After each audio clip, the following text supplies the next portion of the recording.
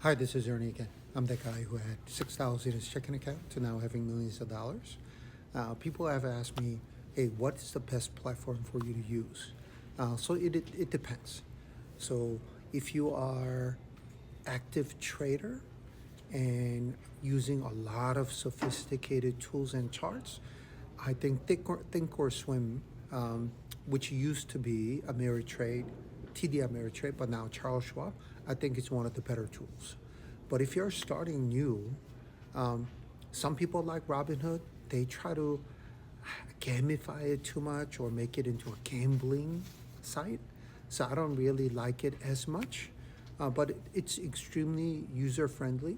But one thing that I have recommended to people, for these people, and this is for somebody who has never invested before, is using SoFi. You might have seen it during NBA or no, NFL season. There's a SoFi Stadium, I think, somewhere in California. So yeah, it's that same SoFi. So they started as a student loan company, but they now have a banking license. They do investing. It's extremely user friendly, and they actually want you to save and invest money, not trade options and gamble your money away. Um, and I'm going to show you some cool things that you could use, because if you use Charles Schwab, you cannot buy fractional shares. That option does not exist. But with SoFi and Robinhood, it is possible. So I'm going to show you what I mean by this. So first of all, this is my little baby account. Um, I signed up just to figure out how good it is. So I have, $2,000 in my savings and checking, and I've about $10,000 in investment account. But if you look over there, new IPO. Yes, unlike other banks or other financial institutions, if you have any money in there, you could participate in IPO, initial public offering, which is really, really cool. This is how I got into stocks like Square, or now known as Block, Facebook, and Splunk, and a bunch of others. So this is one of the tools that will enable you to get in before the stock takes off. Of course, there's no guarantee that it will take off. Another cool feature about this is, dividends, you hold them, you get dividends immediately. But look right here, share lending program. Is it 4 cents? Yeah, it's not a lot, but penny adds up, and all the compounding, it's gonna add up.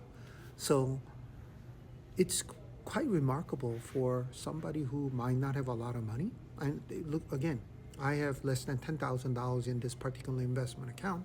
I am earning dividends with whatever I have, like VO, 2 cents, right? Very little. TMF, I have $72 in dividends. And then share lending program, you get 4 cents. So this is something that you might not be able to get from traditional brokerage account, but here you're able to do. And if you look over there, S&P 500 index fund, which is something that I highly recommend for somebody who is not well versed in investing, it's $607. For you to buy one share, that's how much it's going to cost.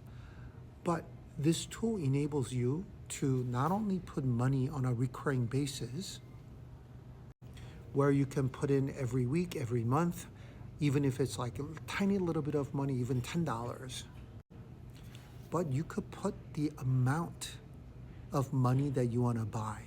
So in particular case, if you were to do the math, if you put $100 every month, it buys you what, 0.17 shares of SPY, so that you don't have to always wait 6 weeks or 6 months to buy one share, while your money is always growing, even if you have a fractional share. So it's the coolest thing you could do as a small investor if you don't have a lot of money. My recommendation is, oh, and not only that, every single time you use their credit card, it gives you an option to invest the reward points. So You're not taking out to pay, something. Or I mean, obviously you can travel with that too, with the new features that I have. But whatever earnings you get or points you get, you could reinvest into your investment account. So that even if it's a small portion of money, you don't have to wait until you have enough money to buy a whole share, but you could buy fractional share. This is one of the best way to do it, in my opinion, for those who are starting new. So check it out. Also check out Robinhood as well. It's free to open.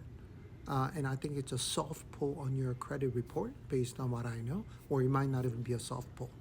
So open them, compare, and figure out what is actually best for you.